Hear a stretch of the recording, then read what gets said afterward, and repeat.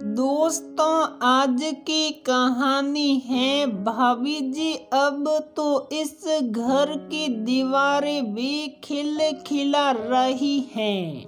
दोस्तों, कहानी शुरू करने से पहले अगर आपने हमारे चैनल को सब्सक्राइब नहीं किया है तो सब्सक्राइब कर लीजिए ताकि आपके पास पहुंचे हर नया वीडियो।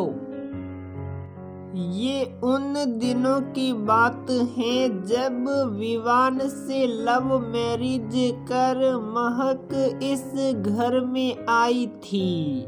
विवान एक बिजनेस मीटिंग के दौरान ही मिले थे, बस वहीं से प्यार परवान चढ़ा और सपना भी साकार हो गया।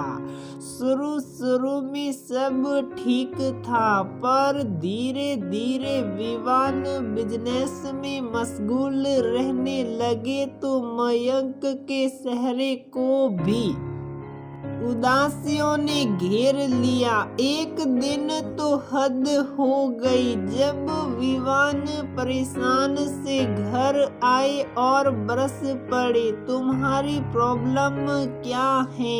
हर समय मुंह सुजाए रहती हो, किसी बात की कमी है? ऐसा आलीशान मकान, इतनी नायाब कलाकृतियों से सजा हुआ, इतनी लेटेस्ट गाड़ियां, जब जिसको ऑर्डर दो वही निकल जाए। तुम्हारी वार्डरोब एक से एक डिजाइनर ड्रेसेस से भरी है। तुम्हारे इर्द गिर्द इतने नौकर चाकर घूमते हैं। अरे खाना भी चांदी के बर्तन में खाती हो, पर तुम्हें तो मुंह लटकाए रखने की आदत हो गई है। मयंक की आंखें बस भर आई, आंखों में बेबसी के नीर लुढ़क कर गालों के कपोलों को सुनने लगे। फिर भी धीरे से बोली, विवान,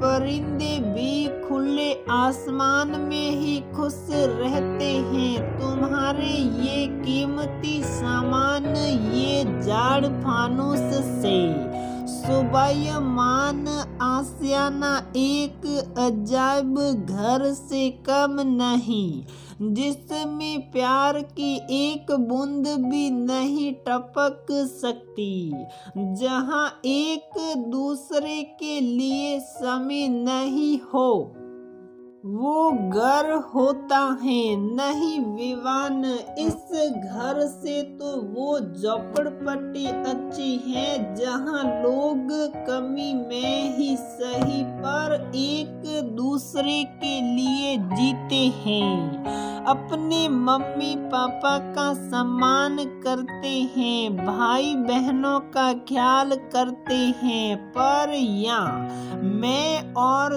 तुम बस दो सदस्य, उसमें भी सिर्फ मैं। तुम तो व्यस्त रहते हो अपने बिजनेस में, किसके लिए इतनी भागदौड़ कर रहे हो?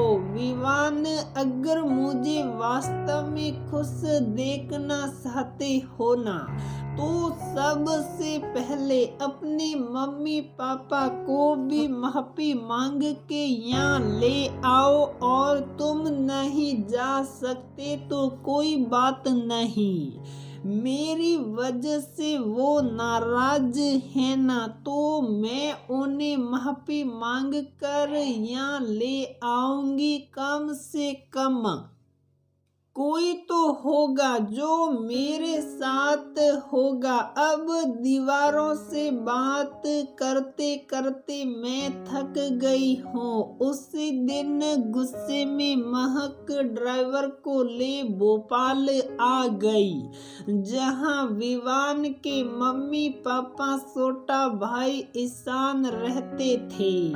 पहले तो पापा जी गुस्सा हुए, पर मम्मी जी के समझाने पर साथ आने को राजी हो गए। वो भी एक शर्त पर कि मन लगेगा तो कुछ समय रह जाएंगे वरना वापस आ जाएंगे। उधर विवान परेशान थे, पर जब महक ने बताया कि मैं मम्मी जी, पापा जी और ईशान को लेकर आ रही हूँ, विवान की खुशी का ठिकाना ही नहीं रहा। जैसे ही सब घर पहुँचे, विवान ने सबका गर्मजोशी से स्वागत किया। महक सॉरी विवान।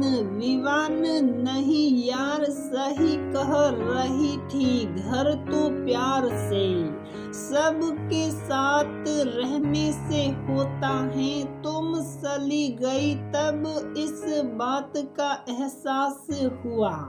मम्मी जी, बेटा जी पैसा सुविधा देता है, पर एक दूजे का साथ प्यार भरा एहसास खुशियाँ देता है। माना आप व्यस्त हो, पर सप्ताह में एक दिन खुद के लिए रखो जिसमें तुम परिवार की खुशियों में शामिल होकर फिर से काम करने के लिए फ्रेश हो सको।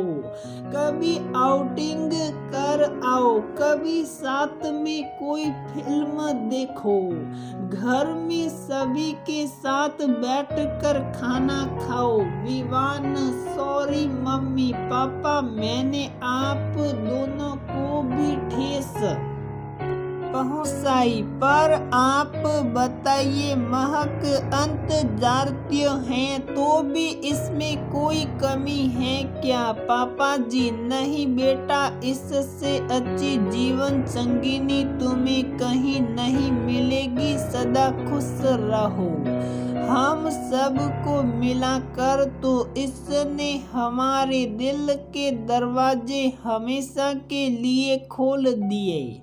ईशान, भाभी, अब इस घर की दीवारें भी खिलखिला रही हैं। सब हंस पड़े। आज विवान को लगा भौतिकवादी दिखावा उसे अंगूठा दिखा रहा है। खुशियाँ तो परिवार के सदस्यों के स्नेह वात्सल्य से मिलती हैं। आज भी मयंक वे दिन याद करती हैं और अपने बच्चों को बताती हैं कि तुम्हारे पापा कैसे थे, मैंने क्या बना दिया। और विवान हंसकर कान पकड़ लेते हैं, पर बच्चों की और मयंक की अपने मम्मी पापा व ईशान हर छोटी खुशी का ख्याल करते हैं।